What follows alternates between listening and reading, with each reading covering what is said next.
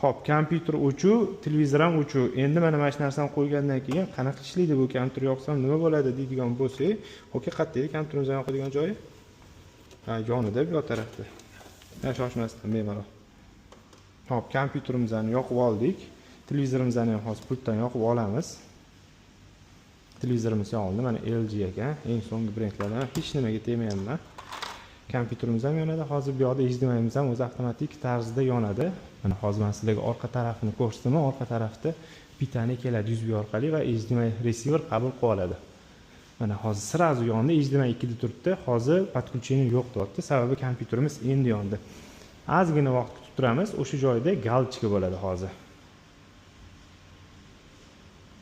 Galchka bo'ldi va obzorimiz mana bir deganda bu yoqdan shop etib bu yoqqa chiqdi. Har doimgidek mana Google Chrome, mo'y kompyuter, obzorlar primoy ketaveradi. Kimga shunaqa xizmat kerak bo'lsa, bizga aloqaga chiqsanglar bo'ladi bemalol.